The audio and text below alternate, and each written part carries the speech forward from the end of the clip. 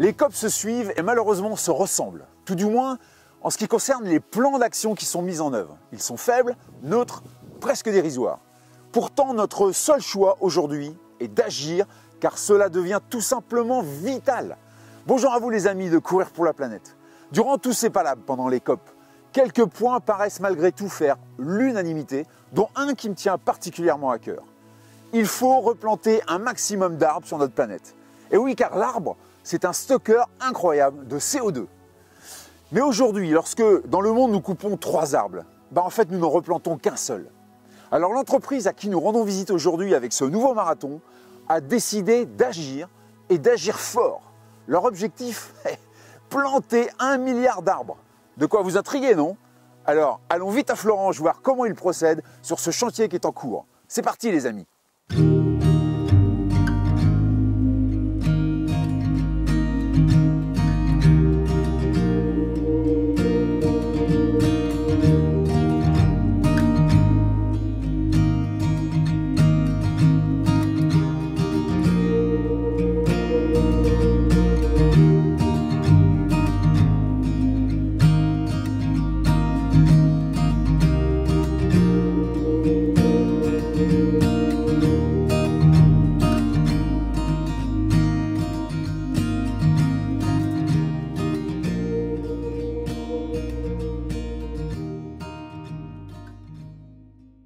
Alors ma première question, Sophie, est très simple. Qu'est-ce qui vous a poussé, avec ton associé Olivier de Montetti, à vous engager sur ce chantier titanesque, planter 1 milliard d'arbres?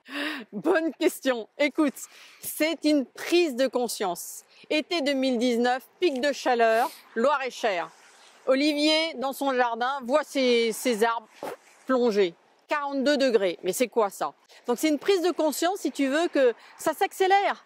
Qu'on ne peut pas éviter ces problèmes-là. Ouais. Moi, je travaillais dans l'entreprise sur des sujets aussi de RSE, tu vois, de prise de conscience des dirigeants du climat. Donc, on s'est dit, là, on a une solution, il y a peut-être quelque chose. Olivier, lui, lit un article scientifique qui émet l'idée que si tu plantes 1 milliard d'arbres, tu peux résorber les 2 tiers du CO2 accumulé depuis la révolution industrielle. Les 2 tiers. Les 2 tiers. Donc là, on a une solution, tu vois, on a une solution. Donc là, on s'est dit, voilà, il y a quelque chose qu'il faut qu'on mette en place, mais à grande ampleur. Et c'est ça notre objectif. Ok. Alors, si j'ai bien compris, pour être plus dans le concret, vous avez employé une méthode qui s'appelle, dite méthode Miyawaki. Est-ce que tu peux nous en dire un petit peu plus? Pourquoi cette méthode plus particulièrement? Alors, deuxième prise de conscience d'Olivier, c'est planter, c'est bien, mais déjà, 25% du territoire en France est en forêt. Tu vas me dire, Sophie, qu'est-ce que vous allez faire de plus par rapport à ça? Là, notre idée, c'est vraiment de planter des îlots forestiers qui vont être des puits de carbone, qui vont être que dédiés au climat. Donc, on n'est pas dans la sylviculture classique, il n'y aura jamais d'exploitation en bois. Et donc, on a besoin d'une densité, tu vois. Et cette densité, on l'a trouvée dans cette méthode de ce professeur Miyawaki, qui plante donc 3 arbres au mètre carré, et entre 20 et 30 espèces. Et pourquoi? Parce que tu recrées un écosystème forestier résilient. La résilience vient de la diversité. Et ça, c'est important comme concept. Donc, on a tout de suite été emballés parce que là, on peut créer, tu vois, des milliers d'îlots forestiers. Exactement. Très bien, super. Alors, planter des arbres, c'est beaucoup plus qu'un acte environnemental, c'est un acte citoyen, car nous sommes tous des citoyens du monde et à ce titre, nous avons des engagements vis-à-vis de cette planète qui nous accueille. Est-ce que tu peux nous lister vraiment tous les avantages d'une telle action? Tu nous as parlé déjà du fait que c'était inexploitable, donc c'est déjà super. Et peux-tu nous dire si tu rencontres des freins à cette mise en œuvre? Alors, forêt-climat, donc biodiversité, très important, hein, c'est 2 enjeux qui sont liés, climat et biodiversité. La méthode, donc on a une solution finalement. Quel bénéfice? Alors, on l'a lissé, absorption du CO2, on crée des refuges de biodiversité. Ouais, aussi. On crée aussi en fait un système de racinaire et la rétention des sols. Donc on a des solutions aussi pour ça. Donc on a concrètement des solutions importantes au niveau du sol. Tu sais, bon, tous les tsunamis qu'il peut y avoir. Bon là on a concrètement quelque chose avec la forêt dense qui est important. Et puis il ne faut pas oublier tout ce qu'on appelle aussi les services écosystémiques.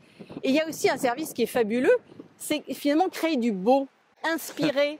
C'est finalement créer du bien-être, créer quelque chose, tu vois, qui nous inspire tous. La nature est là pour nous inspirer. Alors, ta deuxième question, c'était les freins? Oui, les freins. Est-ce que tu as rencontré des freins pour mettre en œuvre Oui, les freins, c'est quoi? Mais vous êtes complètement barjot, 3 plans au mètre carré, t'as vu? Mais c'est n'importe quoi votre truc. Ça peut pas marcher. Eh bien si, il y a une méthode que l'on applique, il y a une méthode opérationnelle, donc on a constamment à expliquer.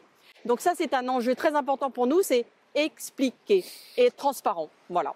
Eh ben, j'espère que mon intervention dans Courir pour la planète, le fait de t'interviewer va permettre d'expliquer effectivement. Donc on a dit que ça permettait de renforcer la biodiversité, de faire du beau, de régénérer les sols, une forêt qui ne sera jamais exploitée. Exactement. De par cette densité. Et capter le CO2.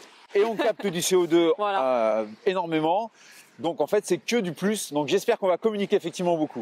Merci infiniment. Alors, pour terminer cette interview, Sophie, j'ai un petit rituel et ça sera mon dernier puisque c'est mon dernier marathon et ma dernière interview. Ouais. Je te laisse 42 secondes pour donner un message impactant à tous ceux qui nous écoutent, qui auraient aussi envie d'agir.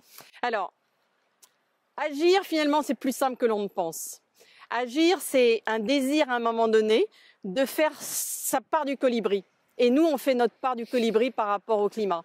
Donc souvent, on est dépassé par des tas d'enjeux. On se dit, on n'y arrivera jamais. Puis de toute façon, ça sert à quoi que moi, je m'engage? Eh bien si, chacun de nous doit s'engager. Tu vois, nous, on a nos badges. 1 milliard d'arbres, j'agis. On est des milliers, on peut se mettre ensemble, on se fédère ensemble. Les élus, les communes, les entreprises, les salariés, les citoyens, les familles. On a eu des enfants qui sont venus. On peut tous faire quelque chose. Simplement, il faut qu'on soit ensemble. Donc c'est le faire ensemble qui est pour moi le message le plus important que je veux passer aujourd'hui. Eh ben, écoute, c'est mon dernier message enregistré et c'est le plus beau des messages. Merci Sophie pour cette interview et merci pour ton action. Bravo, merci encore. Regardez ce chantier, regardez l'énergie déployée pour réparer cette nature que nous dégradons depuis des décennies. C'est beau, c'est noble, c'est respectueux et surtout, c'est à la portée de tous. Ce que met en œuvre une structure comme Trees Everywhere, c'est pas simplement une action environnementale, c'est un acte de reconstruction. L'homme est un être intelligent, mais il a commis et commet encore d'innombrables erreurs. Elles sont si fortes ces erreurs que sa propre survie est dorénavant menacée. Les amis, il est donc plus que temps d'agir et d'agir tous ensemble. Ce 42e marathon, les amis, était le dernier de cette itinérance si particulière. Nous vous avons présenté avec mon équipe 42 personnalités, connues ou inconnues, 42 projets intimistes ou énormes, 42 solutions et actions qui vont permettre au monde de redresser la tête. J'espère que ces 42 émissions vous donneront l'envie de vous mettre vous aussi à l'action, car c'était le but de cette itinérance. En ce qui me concerne, cette dernière rencontre m'a donné l'envie d'attaquer l'acte 2 de mon projet Courir pour la planète. Alors les amis, je vous dis à très vite pour la suite, car il y aura une suite. Nous allons ensemble traverser l'Europe, en courant évidemment, 60 km par jour pendant 60 jours. Et nous planterons nous aussi des arbres. En l'occurrence, une forêt de 60 000 arbres. Et oui les amis, vous avez bien entendu, 60 000 arbres. Pourquoi voir petit lorsque l'on peut faire grand? Cette forêt, nous la planterons au pied du Parlement européen, fin 2022. D'ici là, les amis, portez-vous bien et surtout, n'oubliez vraiment pas, respectez-vous et respectez-la. Ciao et à très vite.